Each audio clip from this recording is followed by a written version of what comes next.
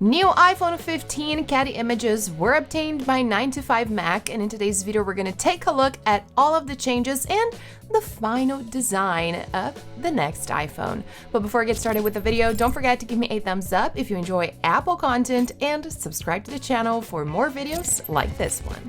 Set App is an incredible cross-platform suite which gives you access to over 200 iOS and macOS applications without any additional cost. You only need to pay for your subscription and choose the apps that you would like to use.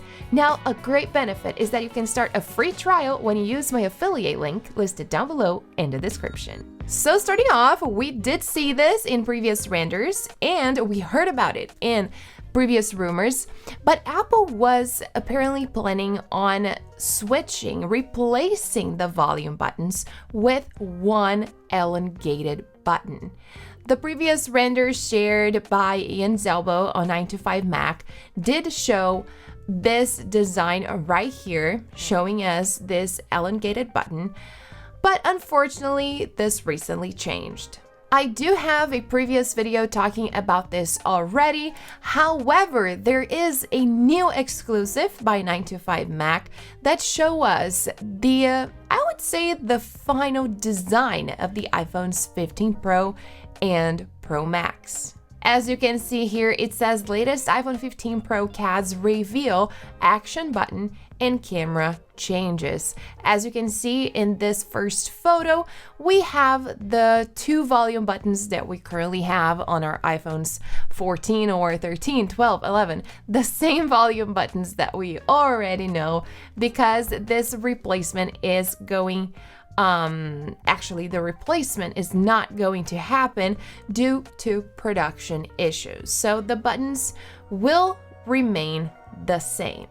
But let's talk about what we can see by looking at these new renders, starting off with the new action button. So right here we can see on the left, the rumored action button that will be present on the iPhones 15 Pro and Pro Max. And on the right, we have the current mute switch that we have today on our iPhones. I will say that I am very excited and looking forward to seeing what Apple is going to do with this new mute button, because everything leads us to believe that it's actually going to be an action button that is going to have more functionality, similar to the action button that we have on the Apple Watch Ultra. So the user would likely going to have the possibility to customize this button with an action that the user prefers. There are a lot of possibilities for this action button, but a few examples are activating a shortcut, actually using as a mute switch if you want, to open the camera app, to take a screenshot. The list goes on and on. So I'm definitely looking forward to this. And just a reminder, this is going to be limited to the Pro models, so the base models are still going to have the current mute switch that is shown on the right. On previous renders, we've seen that the camera module on the iPhones 15 Pro and Pro Max would be actually extremely big and the lenses would protrude a lot. But currently we have changes and it looks like the camera module is a lot similar to the one that we see on the iPhones 14 Pro and Pro Max. So the camera module itself is smaller and the lenses protrude a little bit less as well. Right here, we have two comparisons. So we have the iPhone 15 Pro on the left and the Pro Max on the right. And it says that the iPhone 15 Pro Max looks to have an ever so slightly larger camera bump. And this is probably due to the periscope zoom lens that is rumored to be exclusive to the Pro Max model. And if you're not familiar with the periscope lens, this is likely going to bring a 6x optical zoom to the iPhone. And I will say the word finally, because we've been waiting for this for a long time. But now I have a quick question for you. Are you currently planning on purchasing the iPhone 15? more specifically the iPhone 15 Pro or 15 Pro Max? Let me know what your plan is down below in the comments, because currently I am planning on purchasing the iPhone 15 Pro. I currently own the iPhone 14 Pro Max, but I'm looking forward to sizing down a bit because this iPhone is fairly big and heavy. But if Apple includes different features on the Pro Max, it'll definitely be a hard choice to make. Now, something else that we previously talked about regarding the new iPhones is the bezel size.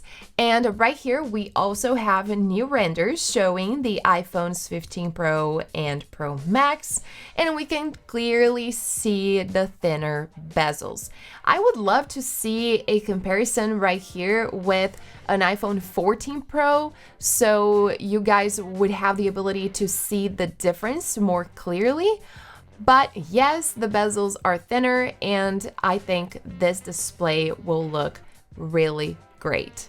And something else that we previously discussed, and I'm pretty sure that you are aware, is that this year we are transitioning from the Lightning port to USB-C. But something that we're not 100% sure yet is how fast the data transfer speeds are going to be. So we have more information regarding this at this moment. The user analyst 941 did say that the port on the Pro models will be Thunderbolt 3. I know there's a lot of speculation in our community, but it's Thunderbolt 3. There will be special Thunderbolt 4 features in iOS 17, but this won't see the light of day until iPhone 15 Pro releases because it's reserved to them. So it looks like the data transfer speeds will be better on the Pro models and a little bit worse or slower, if you don't want to use the word worse, on the base models. The port on the base models are likely going to be limited to USB 2.0 transfer speeds, which is actually the same transfer speeds that we currently have on the Lightning port. I will say that this is not fast, so if you're looking forward to having faster data speeds, go with the Pro models. And last but not least, we have new information regarding how you can sync an Apple Watch with an iPhone. And it looks like the Apple Watch will have the ability to synchronize with more than one Apple device too. Finally, I don't know how this will be implemented. All I know is that the Apple Watch will sync across multiple iOS, iPadOS, macOS devices and will no longer be tied to one single iPhone. We're not sure when this is going to become available, and the user analyst 941 did say, hope this actually comes this year and not next. I just heard about it. And what's cool here is that you currently don't have the ability to sync your Apple Watch with your iPad, for example, or your Mac. You only have the ability to pair your Apple Watch with your iPhone. And also, you don't have the ability to pair your Apple Watch with more than one iPhone. So if by any chance you are the type of user that owns more than one iPhone and you want to pair your only Apple Watch to both of these devices, you don't have the ability to do this at this moment. So hopefully this is going to change pretty soon. And these are the latest Apple news that I have for you, mainly about the iPhones 15 Pro and Pro Max.